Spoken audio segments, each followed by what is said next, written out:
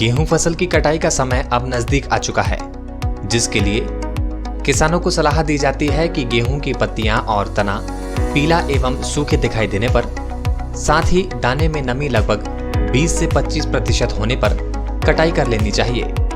वहीं गेहूं की कटाई के बाद बंडल बनाकर 3 से 4 दिन तक धूप में सुखाकर थ्रेसिंग करनी चाहिए।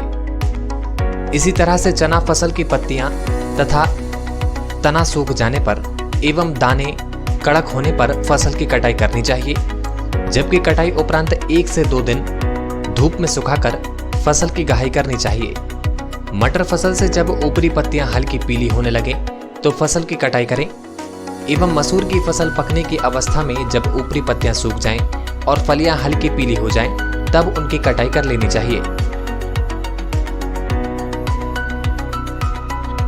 चना मसूर मटर फसल के भंडारण की बात करें तो भंडारण करने से पूर्व फसल के दानों से कटे हरे और निम्न आकार के दानों को अलग कर लेना चाहिए।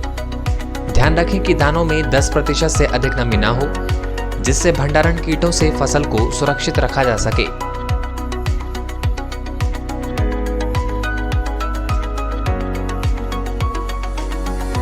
अब हम बात करते हैं अगली फसल की, तो आप गन्ने की बसंतकालीन फसल बुआई कर सकते हैं। क्षेत्र विशेष के अनुसार उचित किस्म का चयन करें और बुआई से पूर्व गन्ने के टुकड़ों को उपचारित करें।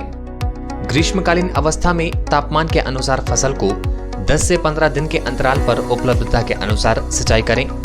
जब गन्ने की फसल बोएं तो उसमें अंतर्वर्ती फसल के रूप में मूंग उड़द की बुआई भी कर सकते हैं। इसी तरह से सरसों फसल की 75% फलियां सुनहरे रंग के हो जाने पर फसल की कटाई एवं मढ़ाई करके दाने अलग कर लेने चाहिए।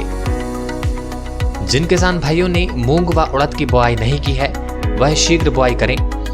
बुआई के पूर्व बीजोपचार पंचगव्य यानी गौमूत्र, गोबर, दूध, दही और घी के मिश्रण से करें, जबकि इसके उपरांत राइजोबियम, पीएसबी कल्चर या फिर ट्राइकोडर्मा से उपचार किया जाना चाहिए।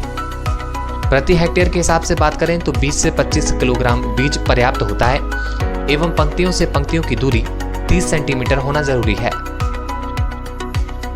किसानों को सलाह दी जाती है कि वे गहाई की मशीन एवं स्थान को पहले अच्छी तरह से साफ करें, जिससे किसी प्रकार का मिश्रण गहाई में शामिल न हो सके। वहीं गहाई के उपरांत उत्पाद को उचित नमी तक धूप में सुखाएं। इसके बाद भंडार गृह को साफ कर उसमें फसल का भंडारण करें।